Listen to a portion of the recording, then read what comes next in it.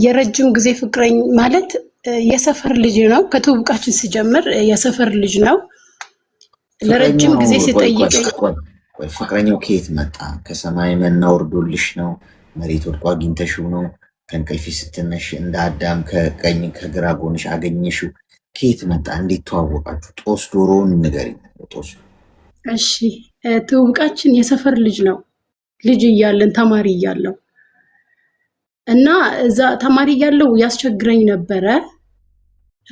እኔ ኤሌመንተሪ እሱ ሃይስኩል ነበረ። በዛን ሰዓት እኔ ከኔ ጋር የሚማር ልጅ ጋር ነበረ ማወራው። አልፈልገውም እሱም ማለት ነው።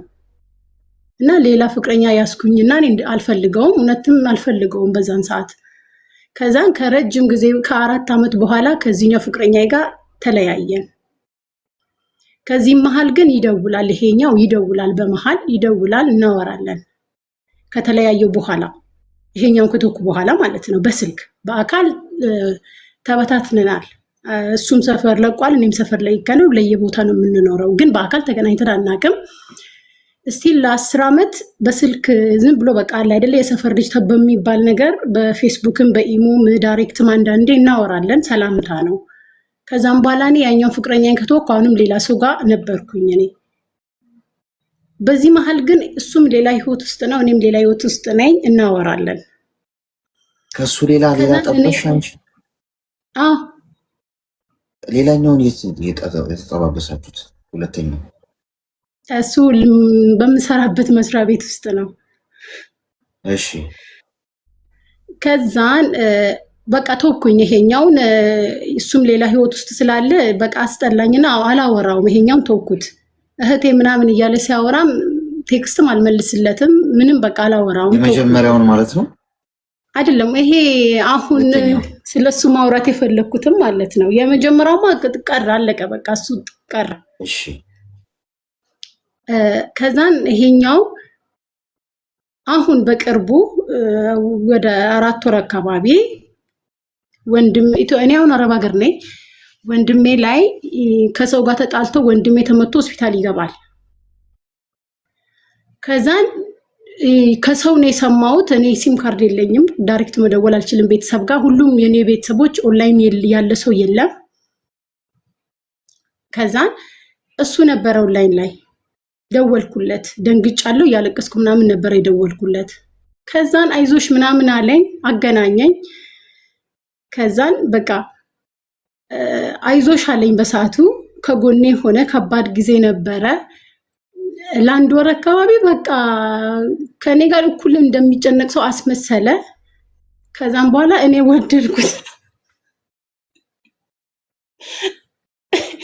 ከዛም በኋላ በቃ ወንድሜ ተመቶ ሆስፒታል ከገባ ቀን ጀምሮ አይዞሽን ያለውልሽ ነው እንድትጨነቂ አልፈልግም ምናምን። እኔ አላሰብኩም ለበቀል እንደሆነ፣ እሱ አስቦ የመጣ በቀል ነው። ረጅም ዓመት እኔ አልፈልግም ምናምን ስላልኩት በቀል ነው አስቦ የመጣ ማለት ነው። እኔ ደግሞ ረስቼዋለሁ፣ ሁሉንም ትቼ ረስቼ ልጁን ወደድኩት። ከዛም ወንድሜም ከሆስፒታል ወጣ ምናምን። ምርጫ ሰዓት ደረሰ። የምርጫ ሰዓት ከምርጫ በኋላ በቃ ልጁ ለኔ ምንም አይነት ስሜት የለውም። እውነት ለመናገር እኔም ህል ውስጥ ተጋብቻለሁ። እኔ እንድትመክረኝ የምፈልገው ህልህኛ ነኝ። ከራሴ ባህሪ የምጠላው ነገርና መቶ የምፈልገው ነው። እኔ ከሱ የምፈልገው ነገርም የለም፣ ከሱ ማንስበት ምክንያት የለም። በህይወቴ ላይ ያን ያክል እኔ ለፍቅር አዲስ አይደለሁም። በደንብ ያየሁት ነገር ነው። ግን አሁን ህል ነው የተግባባ ነው። በቃ እኔ ህል ያዘኝ። እንዴት ተሸወድኩ የሚል ህል ውስጥ ገባውኝና ይሄ ህል ውስጥ ገብቼ አሁን እየተጎዳ ያለሁት እኔ ነኝ። እና እንድትመክረኝ ነው የምፈልገው። እንዴት ነው ከዚህ ሙድ መውጣት የምችለው? ወደድኩት ብለሽኛል አይደል? ስሜቱ እንደዛም ይመስለኛል። ግን ደግሞ ከኔ ጋር ስመጣ ደግሞ ምንም መስሎ ነው የሚታይ። ካወራኝ በሰላም 2 ቀን ካወራ 3ኛ ቀን ላይ በጣም ነው የሚያስጠላኝ። ማለት ምንም በቃ ምንኛ ነው ከሱ ጋር ማወራው ላለው። ልክ እሱ ደግሞ ስልኬን ወይ ሳይደውል ሲቀር ደግሞ እሱ ማን ስለሆነ ነው ይላለው። በቃ እንድትመክረኝ ነው። እኔ ከዚህ ህይወት መውጣትና በቃ ነፃ መሆን ነው የምፈልገው። አሌክስዬ ወንድሜ እሱ ለምንድን ነው ለበቀል የመጣ ይመሰለሽ? አልገባኝም። ውሸት ነው የሚያወራውና ተግባር ላይ ዜሮ ነው፣ አይገናኝም። ለምሳሌ ምን ማለት ነው? እንዴት መሰለክ፣ እኔ እንድታዝኝ ልፈት ነው ብዬ ምን አልኩት? እኔ አንተ ሳትደውል ስትቀር እኔ በጣም ነው የሚጨንቀኝ ስለው ባሰበት። በቃ እኔ የሚያሳዝነኝ ነገር ነው የሚያደርገው። እኔ አልፈልግም ያልኩትን ነገር በሙሉ ያደርጋል። አሁን ላይ ምንድነው እኔ አልፈልግም ያልሽው? ለምሳሌ አንቺ አልፈልግም ያልሽው የሚያደርገው ነገር ምንድን ነው? አንድ ምሳሌ ስጭ። የሆነ ኦንላይን እንዴት መሰለ ካርታ ይጫወታል። ካርታ እሱ ቁማር መሰለኝ። እንደዚህ አይነት ነገር ለምን ታደርጋለህ ስለው እኔ ከጓደኞቼ ጋር ነው ምናምን ነው ቅድሚያ የሚሰጠውም ለጓደኞቹ ነው። በቃ ምንም እሱ ጋር በቀል እንጂ ፍቅር የለም። እኔም ደግሞ ህል እንጂ እውነት ለመናገር በዚህ ልክ ፍቅር የለብኝም። ግን ህል ያለው ትገናኛላችሁ? ኖ አንገናኝም። ከ10 ዓመት በፊት ነው የተገናኘ ነው። በስልክ ነው ሁሉ ነገር? አዎ በስልክ ነው የምናወራው። ምንድነው በስልክስ የምታወሩት ስትደዋወሉ? አረ በዛ ልክ እንደዚህ አይነት ነገር አናወራም። በቃ እኔ አሁን ጥሩ ጎኑን የያዝኩት ምን ጋር እንደው ታውቃለህ? የችግሬ ሰዓት ከጎኔ ስለነበረ ብቻ ነው። በዛን ሰዓት ነው ጥሩ አመለካከት ለሱ የነበረኝ። ከዛም በኋላ ግን ወደ በቀል እሱ ከዞረ በኋላ እኔ ህል ያዘኝ። ከሱ መራቅም አልቻልኩም፣ አብሬ መሆን አልችልም። ሲጀምር እሱ አይፈልግም። እድሜሽ ምን ያህል ነው? 27። እሺ ሚውት አድርጊ። አሁን የት ነው ያለው እሱ? አንቺ የት ነሽ? እሱ አዲስ አበባ፣ እኔ አረብ ሀገር። ሚውት አድርጊ እስቲ። ትንሽ ቃሪያ በሚጥሚጣ ያስፈልግሻል መርፌ። እኔ ግን ቃሪያ በሚጥሚጣ ሰናፍጭ ያለበትን ስንወጋ ይባባሳል እንዴ? አለ እንዲህም በሽታው እዛ ውስጥ አለ እንዴ? ግራ ነው የሚገባው። ስንወጋ እየተባባሰ ነው የመጣው። አሁን ይኸውልሽ፣ አሁን አንቺ የነገርሽኝ ታሪክ አንቺ ራስሽ ቆም ብለሽ ብታስቢው በጣም ማለት ለራስሽ ያስቅሻል ብዬ ነው የማስበው። ሁኔታችሁ ማለት ነው የህፃናት ጨዋታ። ውለታ ውሎልሽ ሊሆን ይችላል በችግርሽ ጊዜ ደርሶ። ውለታ በፍቅር ሊቀየራል ማለት አይደል። ውለታ ዋለልሽ ማለት ወይ በህይወትሽ ውስጥ በጭንቀትሽ ጊዜ ደረሰልሽ አይደል፣ መልካም ነገር ነው ያ። ያንን ስላደረገልሽ ደግሞ በምትኩ ልታፈቅሩ ይገባል ማለት አለም ግዴታ። ፍቅር በውለታ ሊመሰረት ወይ በውለታ ሊታጠር በውለታ ሊታሰር አይገባም። ገብቶሻል አይደል?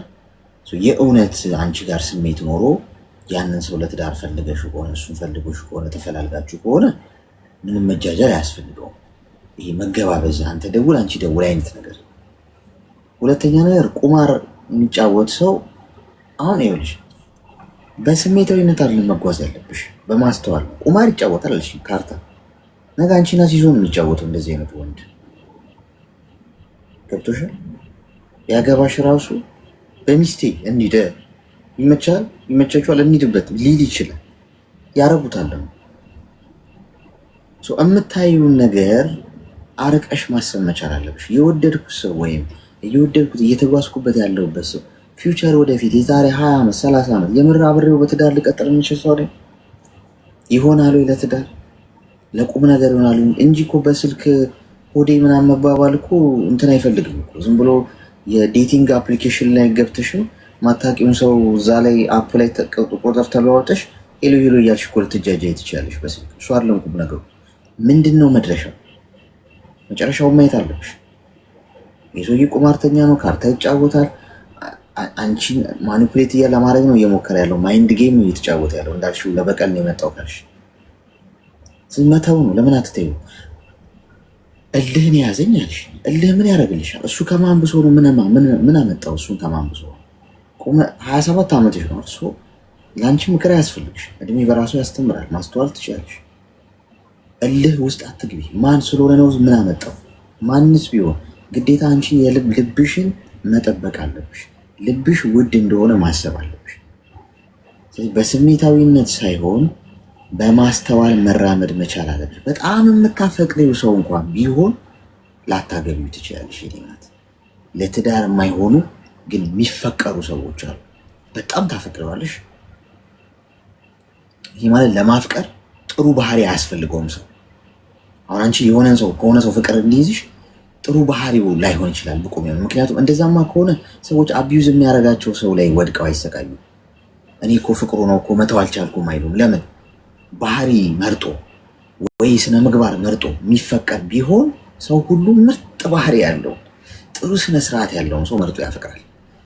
ፍቅር የትም ቦታ ሊያርፍ ይችላል፣ ግን ደግሞ አንቺ የህይወትሽን አጋር የምትመርጭበት ደግሞ ሌላ የአእምሮሽ ክፍል መኖር አለበት። አይሆንም ማለት መቻል አለብሽ። ተግባባ? ስለዚህ አረብ ሀገር ነው ያለሽው፣ አርፈሽ ስራሽን ስሪ። እዚህ ሙቀት ሀገር እንደገና ስደቱ ራሱ እሳት ነው።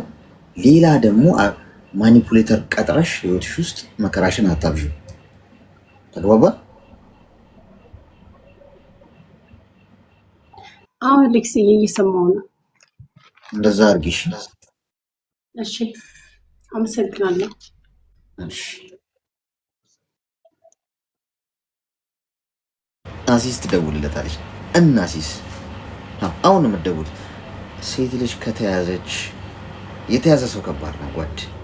እንደውም ደውላለት አንድ ጠላቢስ የሆነ ልጅ እዚህ ቲክቶክ ላይ ተዘፍዝፎ የሚውል እሱ ጋር ገብቼ ምን እንዳለኝ ታውቃለህ? ምን አለሽ? ተይው አይሆንሽ ማ እኔ ቁጥሩን ስጪኝ ልክ ልኩን ነግረዋለሁ።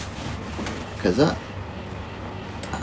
ጣያሌ መጣና ላይቭ ላይ ሲያገኘኝ ዩዘር በሚል አካውንት ወይ የሆነ ፕሮፋይል በሌለው ስም በሌለው አካውንት መጥቶ እስካፍንጭ ድረስ አስታጥቆኝ ይላል። እኔ ወንዶቹ ወንድ ልጅ ሲሳደብ ሳይ እሳቀቅለታለሁ። ለሱ ራሱ የዘንድሮ ወንድ መሳደብ ነው። ሴቶቹ እንደውም ስርዓት ይዛቸዋል። በእውነት እኔ ሴት ልጅ ስትሳደብ ብዙ አላይም። አሁን በእውነት ነው የምላችሁ፣ ዘመን ተገላቢጦሽ ሆኖ ሴቶቹ እንደውም ብዙ ጊዜ በቃ ሴቶች ናቸው የሚናገሩት ነው ይባላል። ሴቶች እንደውም በጣም ስርዓት ይዟል፣ አይናገሩም ምናምን። እንደውም ካልሆንካቸው ወይም ካልተመቻቸው ንቀው ነው ትተው ነው የሚሉት። ወንዱ ነው ወገብ ይዞ የሚውረገረገው። እናቴን ማለት ነው። በጣም ነው የሚገርመኝ። ከወንድ ጋር የሚሰዳደባል፣ ከሴት ጋር የሚሰዳደባል። ምንድን ነው? የትኛው ዘመን ላይ ነው ያመለጠን ክትባት? ተሸዋውድ። ማንኛውም አደብ ብንገዛ ጥሩ ነው። ለሰዓታችንን ጨርሰናል። ያው አላርማችን ጮኋል።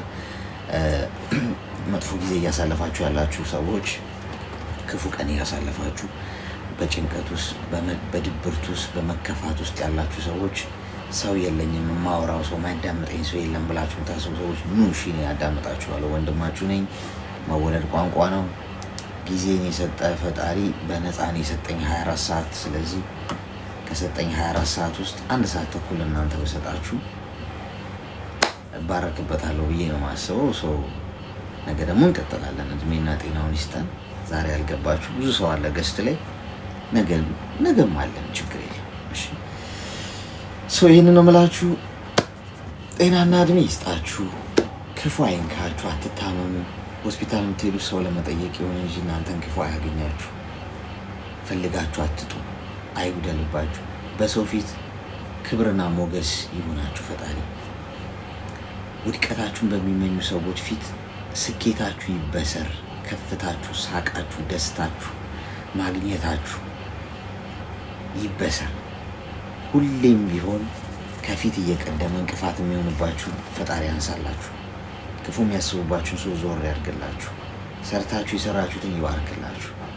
ጸጋ ያልበሳችሁ የረገጣችሁበት መሬት በሙሉ ፍሬ አፍራ። ዘራችሁን እንደ ምድር አሸዋ ያብዛላችሁ። ደህና ደሩ። እየመሸ ያለበት ሀገር ያላችሁ፣ እየነጋ ያለበት ሀገር የምትኖሩ መልካም